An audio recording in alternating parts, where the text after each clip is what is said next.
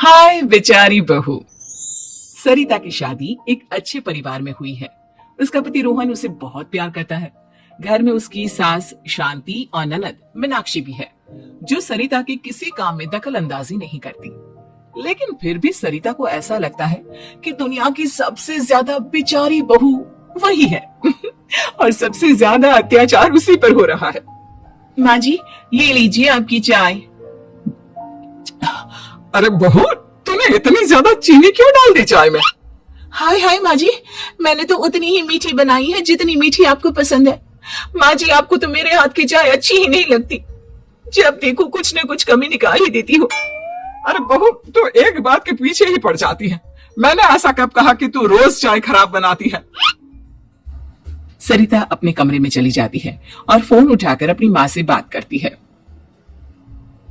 Hello माँ, कैसी हो आप? क्या कर रही हो? मैं तो ठीक हूँ, पर तू बता, तेरा मूड कैसा है? तेरी आवाज से लग रहा है कि कुछ तो हुआ है तेरे ससुराल में। अरे क्या बताऊं माँ, यहाँ तो हर समय मेरे साथ बहुत बुरा व्यवहार होता है। मैंने अपनी सास के लिए इतनी अच्छी चाय बनाई, लेकिन मेरी सास चाय पीते ही मुझे 4 बातें सुना दी। बेटी, तू इतनी छोटी छोटी बातों पर ध्यान ही क्यों देती हो? तुम्हारी सास ने कुछ बोल भी दिया तो क्या हो गया? वो बड़ी है ना तुझसे।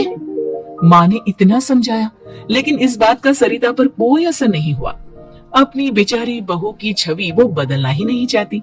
अगली सुबह सब नाश्ते के टेबल पर बैठकर नाश्ता कर रहे थे, तभी सरिता ने अपने पति से कहा, सुनिए जी, मुझे ना आज बाजार से कुछ सामान लेकर आना है।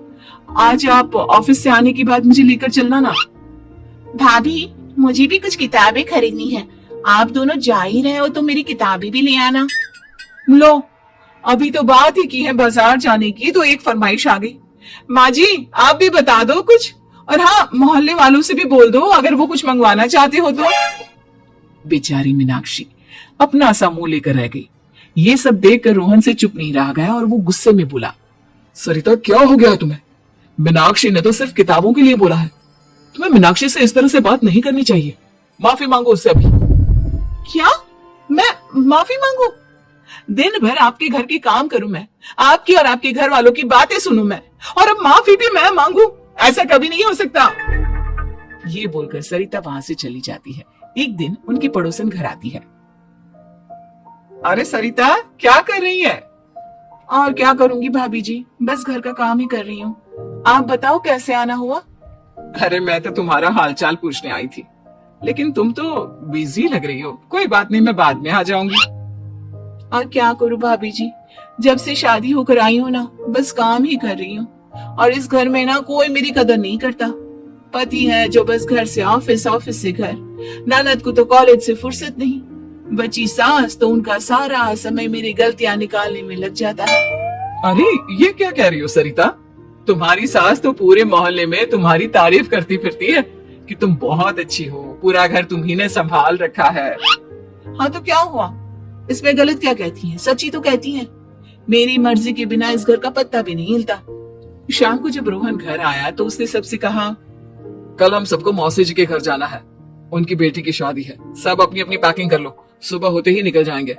और सरिता, तुम कान खोलकर सुन लो, वहां जाकर किसी की बुराई भलाई शुरू मत कर देना, नहीं तो मुझसे बुरा कोई नहीं होगा। हाय हाय जी, आप तो ऐसे कह रहे हो जैसे मैं सुबह शाम सबकी बुराई करती फिरती हूँ। आज तक कोई कह नहीं सकता कि मैंने किसी की पीठ पीछे किसी के बारे में कोई बुरी बात बोली हो तो। अरे बस बहू, बात को और ज्यादा आगे मत बढ़ा। हमें सब पता है तू हमारे साथ क्या व्यवहार करती है।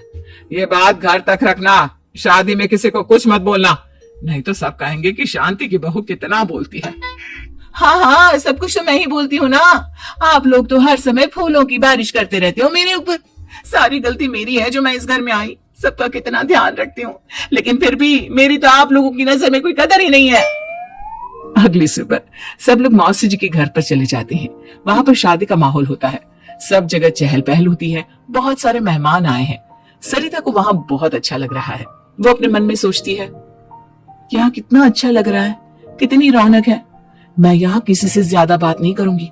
अगर मेरे मुंह से कुछ ऐसा वैसा निकल गया तो रोहन जी तो मुझसे गुस्सा हो जाएंगे। सरिता ये सब सोच ही रही थी कि वहां रोहन की कजिन साक्षी आ गई और सरिता से बोली, आप सरिता भाभी हो ना? जितना आपके बारे में सुना था, आप तो उससे भी ज्यादा सुंदर हो। हाँ वो तो है, मेरी सुंदरता की तारीफ सब करते हैं।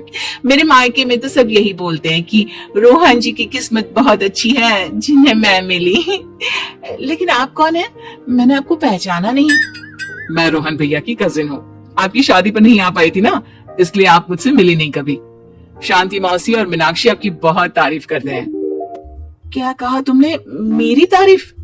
कभी नहीं। मेरे ससुराल वाले कभी मेरी तारीफ कर ही नहीं सकते। मैं इतनी अच्छी हूँ, मेहनती हूँ, लेकिन उन्हें तो मेरी कदर ही नहीं।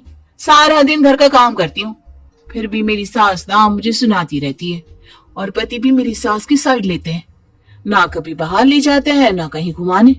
अगर घुमाने के लिए कभी बोल भी देना तो उनकी बहन बीच में आ जाती है।